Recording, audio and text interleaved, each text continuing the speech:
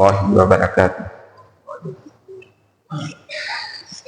نحمده ونصلي ونسلم على رسوله الكريم اما بعد فاعوذ باللہ من الشیطان الرجیم بسم اللہ الرحمن الرحیم۔ آج ہمارا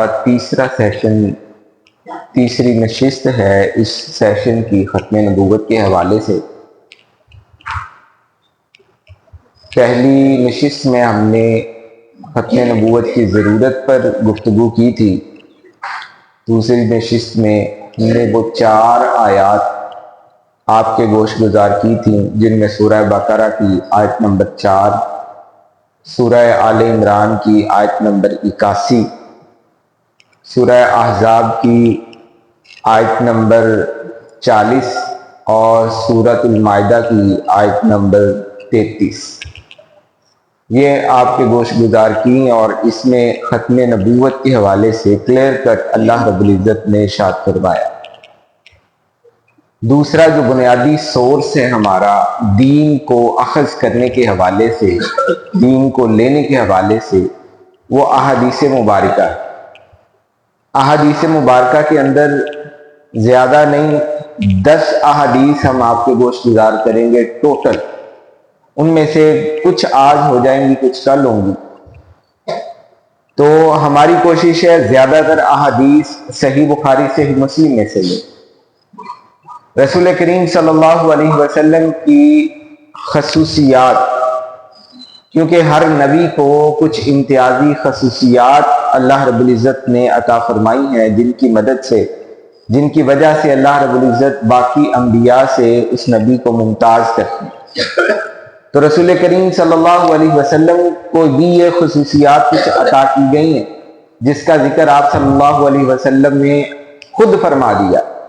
صحیح مسلم حدیث نمبر 523 523 صحیح مسلم رسول کریم صلی اللہ علیہ وسلم نے فرمایا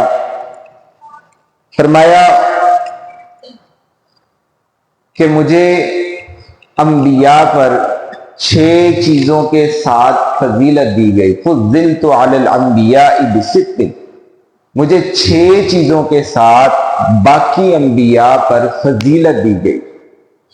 اوتیت جوامع الکلم، سب سے پہلی چیز مجھے جامع کلمات عطا کیے گئے۔ میں بات تھوڑی بولتا ہوں، تھوڑے کلمات ہوتے ہیں، اس کے اندر مفہوم بہت زیادہ، بہت چیزوں کو سمیٹ دیا جاتا ہے۔ یہ رسول کریم صلی اللہ علیہ وسلم کی خاصیت ہے، پہلی خاصیت کہ اللہ رب العزت نے آپ صلی اللہ علیہ وسلم کو جامع کلمات عطا کیے ہیں۔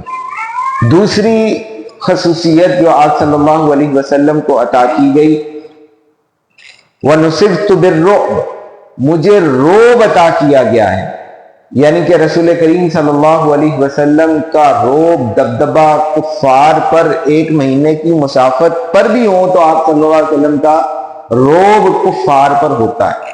یہ آپ صلی اللہ علیہ وسلم کی دوسری بڑی خصوصیت ہے۔ تیسری خاصیت وَأُحِلَّتْ بِهِ الْغَنَائِمُ، مجھ پر غنیمتوں کو حلال کر دیا گیا۔ وَأُحِلَّتْ لِيَ الْغَنَائِمُ، میرے لیے غنیمتوں کو حلال قرار دے دی گیا۔ پہلے، اس سے پہلے جتنی بھی امتیں تھیں، جہاد فرض تھا، جہاد کرنے کے بعد جو مال غنیمت ہاتھ آتا، اکٹھا ہوتا، کفار سے مال وصول ہوتا، وہ ایک جگہ جمع کیا جاتا، آگ آتی اس کو کھا جاتی اور اس کو راکھ بنا دیتی۔ حضور کریم صلی اللہ علیہ وسلم نے کہا کہ مجھے، میرے لیے اور میری امت کے لیے ان غنائم کو، ان غنیمتوں کو حلال قرار دیا گیا۔ یہ تیسری بڑی خاصیت ہے جو رسول کریم صلی اللہ علیہ وسلم کو عطا کی گئی۔ چوتھی خاصیت فرمایا وَجُعِلَتْ لِيَ الْأَرْضَ طَهُورًا وَمَسْجِدًا، وَجُعِلَتْ لِيَ الْأَرْضُ طَهُورًا وَمَسْجِدًا، میرے لیے تمام زمین کو پاک اور مسجد ڈکلیئر کر دی، سجدہ گاہ ڈکلیئر ہو گئی۔ پہلے امتوں پر یہ نہیں تھا، ان کے لیے جو مخصوص عبادت گاہ ہوتی صرف وہیں جا کر وہ عبادت کر سکتے، ہر جگہ وہ نماز کی ادائیگی نہ کر پاتے، تو رسول کریم صلی اللہ علیہ وسلم کو یہ صفت عطا کی گئی کہ آپ کے لیے تمام زمین کو جو ہے وہ پاک قرار دے دیا گیا۔ پانچویں صفت آپ صلی اللہ علیہ وسلم نے فرمایا وَأُرْسِلْتُ إِلَىٰ كَافَّةٍ، مجھے تمام انسانیت کی طرف بھیجا گیا، تمام مخلوقات کی طرف بھیجا گیا۔ وَأُرْسِلْتُ إِلَىٰ الْخَلْقِ كَافَّةٍ، مجھے تمام مخلوقات کی طرف نبی بنا کر بھیجا گیا۔ یہ آپ صلی اللہ علیہ وسلم کی خاصیت ہے۔ آپ جنوں کے بھی نبی ہیں اور آپ انسانوں کے بھی نبی ہیں، آپ تمام مخلوقات کے لیے نبی ہیں۔ یہ آپ صلی اللہ علیہ وسلم کی خاصیت ہے۔